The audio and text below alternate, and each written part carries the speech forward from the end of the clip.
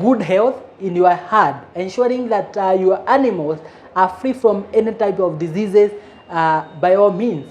You should make sure that your animals are vaccinated appropriately, especially for the notifiable diseases. These are diseases like foot and mouth disease, rampant skin disease, anthrax, and all these manner of diseases. Again, any other diseases that are associated with hygiene issues, you should make sure that they are eliminated. The likes of mastitis, because any disease conditions expose your animal to stress, and this type of stress actually makes the animals produce less quantities of milk.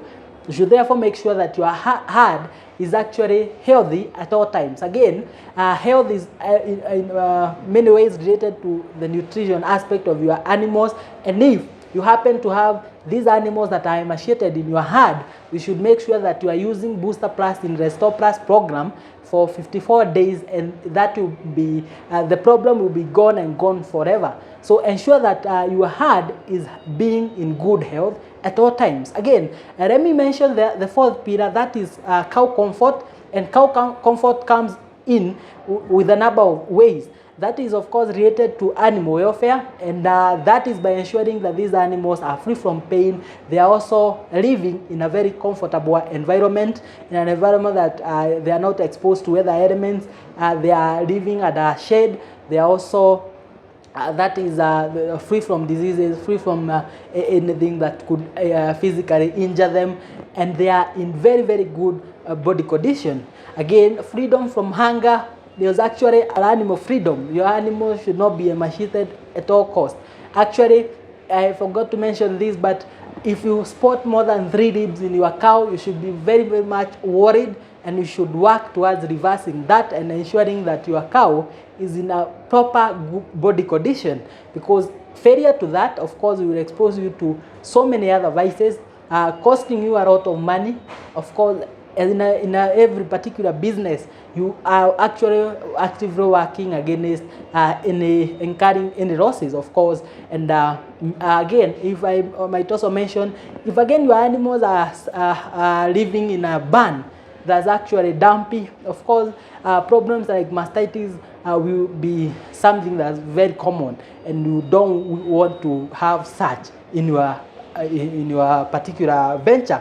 So then the other thing is that your milking herd is properly managed, as I've mentioned, fertility issues now, making sure that they are giving you optimum amounts of milk. When it comes to marketing of our products, of our produce, that is milk, you are giving, or rather you are taking good quality products to the market. Of course, if you want to win the market, of course, you have to produce a good quality final products. And of course, that is milk that is handled in a very good way, milk that is free from impurities, milk that is actually free from even toxins, microtoxins. Avoid using mold feeds.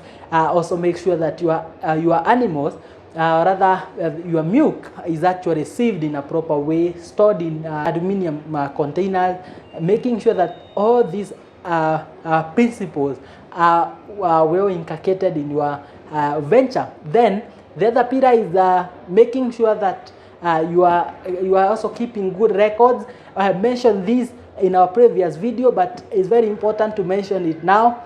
Make sure that good records are kept, records on each and every animal, their health record, how they produced milk throughout the day, also what they consumed in terms of the dairy milk quantities, when they calved down last, making sure that you are able to track every bit that is related to each and every animal. And in that regard, you can get a link of our milk record template below this video. Make sure that you download one. Is a single copy for life.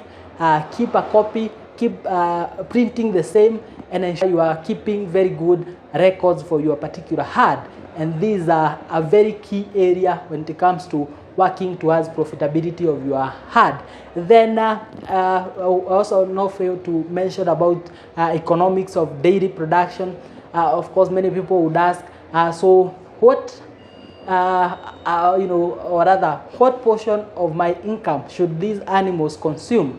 Actually, these are key area, and I will tell you that we should make sure that our animals are not consuming more than 55% of our total revenue. The last time I had an investor come to us and consult on how to go about proper feeding. They're actually stuck in this particular area where they have to make very very costly feeds. The animals are consuming all the revenues even before paying the workers.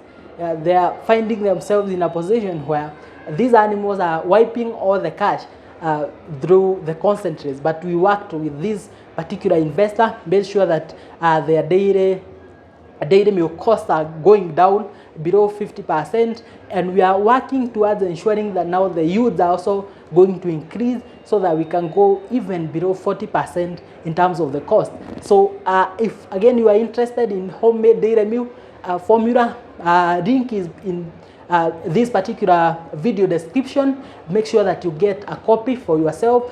Make sure that you also implement that. Do not just consume the information and leave it alone or leave it out there. We have worked very hard to ensure that we are giving you practical information and information that you have derived from all the projects that we are working with across the country and making a difference in all means. So I want you to go ahead, make sure that you get all these resources, ensure that again, if again you are stuck in animal nutrition, so ensure that you get a copy of our TMR. It's out there in our page. We also attach the same. Make sure that you are following good guidelines and making sure that your animals are kept in a very good environment. And you'll be surprised how much you're gonna make from these particular animals. Again, you should actually give your investment up to 24 months for it to give you cash. Again, it is actually magical at times. If you are able to manage your herd in a proper way, within the first 12 months, of course, you have broken even. And the second year, you of course, you'll be recouping your investment. I know there are so many pessimistic people out there, but I don't want you to get to that particular group. But make sure that you're following the right guidelines. Do not use gambling methods in this particular investment.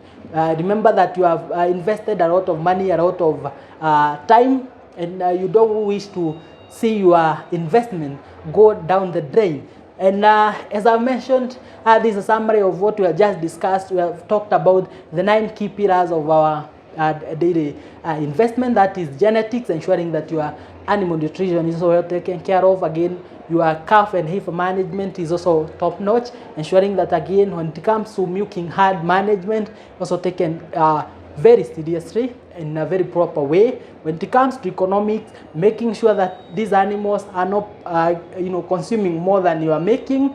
That is by ensuring that the right principles are put in place, and then again ensuring that you are keeping very good records so that you can be able to track every other activity that's happening in your field. Again, when it comes to marketing your product, ensure that you are taking very good quality product to the market, and also ensure that the cow comfort is well taken care of. So these are the 9 key pillars of ensuring that your particular investment is giving you more cash. Keep following us for more insights. My name is Samson Kerry, a livestock production systems expert at Dairyverse Consulting Limited. Thank you very much.